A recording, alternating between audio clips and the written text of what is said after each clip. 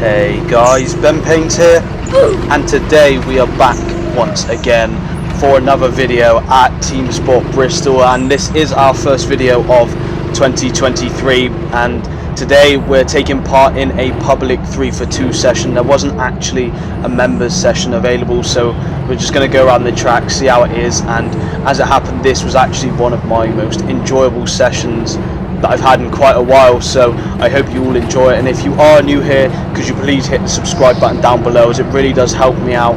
We're getting really close to 200 subscribers now, and it really is a big milestone for me that I'm really happy with. So if you could manage to hit that, I'd be more than grateful. And if you do enjoy this video, could you also hit the like button as well. But jumping into the video, you can see straight away the driver on the left hand side has already spun off, and the karts themselves had absolutely no grip. It felt like driving on ice. It was so cold, so damp, and it just didn't feel too good. You can see there once again already hitting the wall on the right hand side. And what you are watching now is the very first session that we did, and Harley on this corner here seems to have a lot of understeer. Got him! Now I did find that slightly amusing. I was chuckling to myself. Obviously it was the first session. I found it quite funny, but what I didn't realise is I was about to also meet my own demise on the very first corner. So I span round, immediately thought I was going to get taken out, but luckily the other drivers beside me were able to avoid me, and even Harley went past. I'm sure he was giggling to himself, so it was sort of one apiece now at this point. You can see how little grip there is on the bottom section, and this is completely different to anything I was really used to at Bristol. I'd never driven in conditions like these. You can see straight away we're right up behind another driver here, and this was also the first session still, so still trying to get to grips with the car. You can see here I just did go a little bit too hot into the corner, and unfortunately I ended up loading the driver ahead of me. I felt quite bad about it, but we did have a little bit of a drag race coming down the ramp onto the big right-hander, but unfortunately the driver just decided to send himself into the outside barrier and evidently spinning out once again. And again we move forward later into the session where we come down onto the big right-hander once again, and there just seems to be a huge car park going on. I didn't want to go slamming into the side of anyone, so I did decide to just jam on the brakes, hit the wall gently, and that was that. I managed to keep everyone safe there, luckily, and we move ahead straight away into the second session here. And what we were trying to do, myself and some of the other members, is sort of run a train together, so we're able to get some quicker lap times by following each other, warming the track up in a bit of a pack, and this led to some really nice driving, some really nice racing. I really enjoyed it as well. You can see here all three of the drivers ahead of me, Harley, Luke and Sam, were all able to have the momentum up the ramp to overtake the driver in kart number 21, but unfortunately I didn't, so I had to sit behind them and try and look for another way to overtake. So you can see there's a little bit of a gap here. Some nice racing. I think the person in front of me had a little bit of pace, so it was quite nice to actually race against him. But then once again on the big right hander there's more carnage. Sam sort of goes almost into the side of someone. I almost go into the back of the driver ahead of me, causing a bit of an issue, so luckily we were able to avoid another big accident there. And you can see once again just trying to stay as tight as possible inside the Mickey Mouse, but there's absolutely no grip on the bottom floor on the concrete part of the track, so it was just really difficult to try and get some good runs. You can see though I'm able to get a better run out of the bottom hairpin and up the ramp, so I was able to catch up with some of the other guys that were racing off into the distance. And here I just tried to knuckle down and try and catch up to them. You can see how much time I was gaining through the top two hairpins by taking a bit of a different line to the lines that they were using, and I think they were struggling on those two corners. Obviously being used to driving on the concrete downstairs, it's very slippy, and I think that wasn't being used later on upstairs, whereas wood, there's a little bit more grip, you can attack the corners more, which was really fun, really enjoyable. And again another driver spinning out, so you can see how hectic this session actually was compared to a normal session where there's not really many people that happen to spin out. I go for a send down the inside of Luke there, but unfortunately I don't quite get the traction coming out the corners, so here I decided that I was going to be driving a Dodgem, and honestly I have no idea why I did that. I think there was just so much understeer that the car just decided it didn't want to turn into the sweeping right-hander at the top of the track. And again you can see how much corrections I'm having to do on the steering wheel in order to keep a decent lap. But once again we jump ahead into the third and final session, and this session is going to be a little bit less chop and change, and we're going to have a bit more of just a standard video where you can and just watch most of the laps. You can see immediately Sam Gaskell spinning out, face palming. He knew he messed up there on the Mickey Mouse section, doing a little bit of loading as well on Harley as he went really slow into the first corner. Obviously yellow flags were raised because of Sam spinning out. So here we were into the third and final session, felt a bit more warmed up now at this point, and the karts had a little bit more grip compared to how they did at the start. You can see me trying to warm the tyres up very aggressively on the wooden section compared to downstairs, because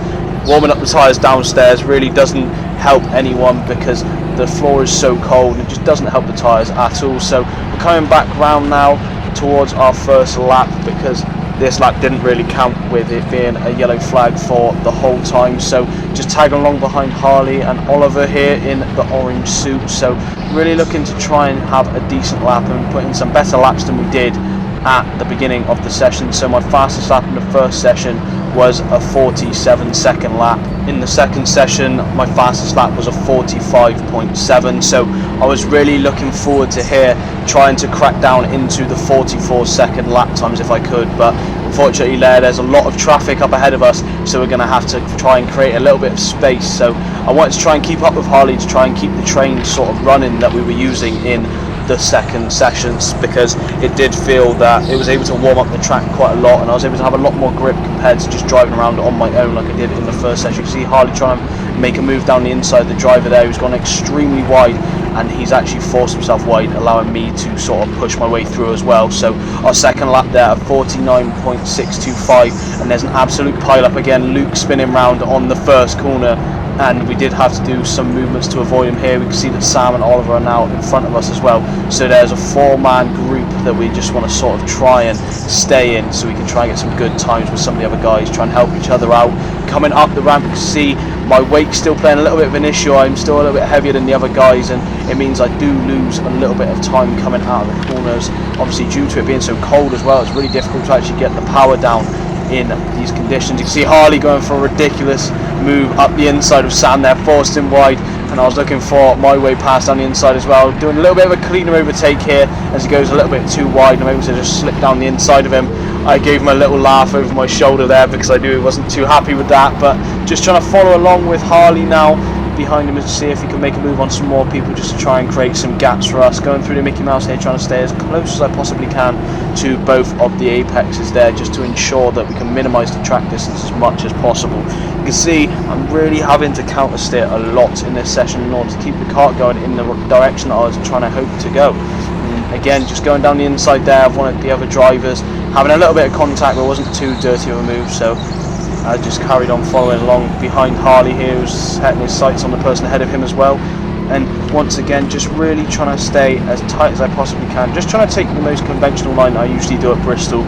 Obviously I was considering where it's so slippy to take a little bit of a wet line, but instead it didn't seem to make that much of a difference in the first session, obviously it being my slowest session, so I decided to scrap that idea and just drive on the greasy normal racing line. We cut ahead once again at the end of that lap. It was a slower lap of 46.233, and our fastest lap so far is a 46.116, so just trying to be as fast as we possibly can, just trying to get those times down and just try and stay in contention with Harley and some of the other drivers up ahead. Obviously Harley's a lot lighter than me, so the way I was keeping up with him, I was very happy with just having the right amount of traction, right amount of grip. I was losing a lot of time in the bottom section and also just coming up the ramp, but I was able to gain it all back in these two hairpins. I wasn't, instead of driving how I usually do, which is apply the brake and then turn in, instead I was actually turning in and braking at the same time, which sort of caused the tyres to lock up a little bit on the rear, and this then allowed me to get a bit more rotation, and we come across the line there.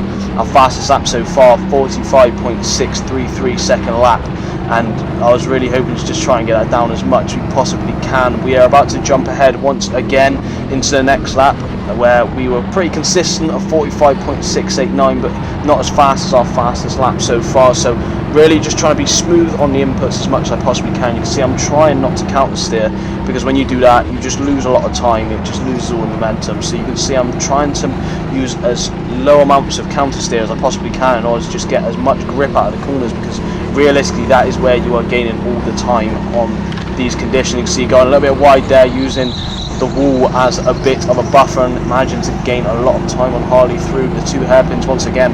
Obviously he was being held up by the driver ahead of him a little bit here, but again, just trying to stay as tight as we possibly can, going through the double apex there and getting a decent run going down the start finish straight, which means our fastest lap now is a 45.591, and we jump ahead again because our last lap wasn't as quick, and I don't really want to bore you guys with me just driving around behind Harley. So we move on here and we just trying to stay as close as we possibly can. Once again, just trying to brake on the black line underneath the bridge there, just to ensure that we get enough deceleration into the corner to get the right steering angle to get around the corner in the correct way. And again, just trying to close up to Harley as much as we can, again using my braking technique that I mentioned there, and you can see once again how much time we're able to gain through that corner, but unfortunately I just didn't have the run coming down the ramp and going really wide here. You can see pretty much drifting the whole way around the big right hander there, and we come across the line on this lap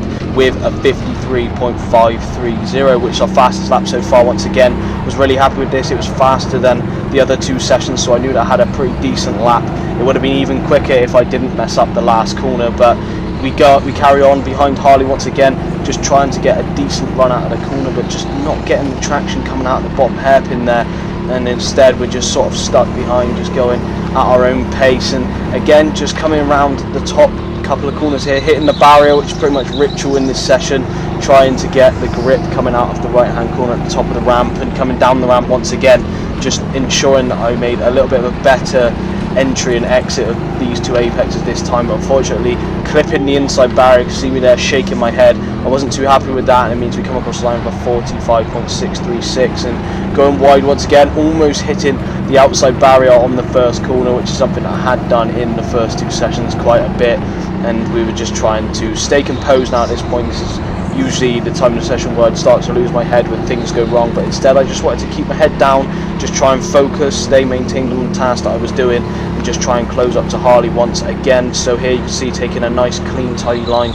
trying to use my braking technique once again, getting really close to that inside barrier there, and trying to do the same on the second corner, but not quite getting the exit that I desired. Coming round the last corner once again, having a little bit of a Tokyo drift once again, but we do get a decent exit. Unfortunately, clipping the barrier there, we come across the line with 45.140, which is our fastest lap so far. You can see a driver there on the inside who had taken a little bit of a spin, so yellow flags had taken place, and I decided to give Harley a little bump here just to say hello to him, and I think that he really enjoyed it.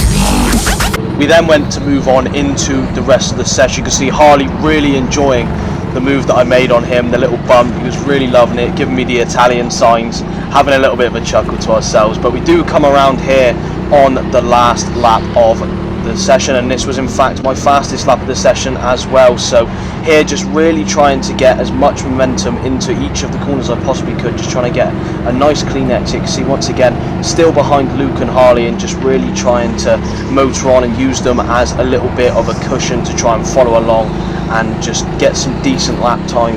And here you can see once again just trying to stay in the middle of the track here, going over the two white dots to get the car turned in ready for a nice straight exit onto the double hairpin section. You can see going nice and wide there, turning to the left in order to get the rotation round to the right, and we come down the ramp once again, just staying as stable as I possibly could. You can see drifting around the corner though, and we do come across the start finish line with a 45.112 second lap, which didn't quite get me into the 44 second lap times, but it was close enough, and I was really happy with it. I was really happy to finish 4th overall as well. However, that does bring us to the end of the video, so I hope you have enjoyed this video.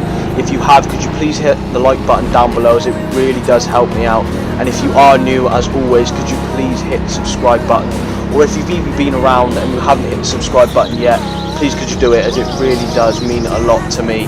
I'm hoping to upload once a week for 2023, so I decided to kick it off with a bang. I've got some more events coming up soon that I'm going to bring to you, but in the meantime, I'll catch you guys in the next one.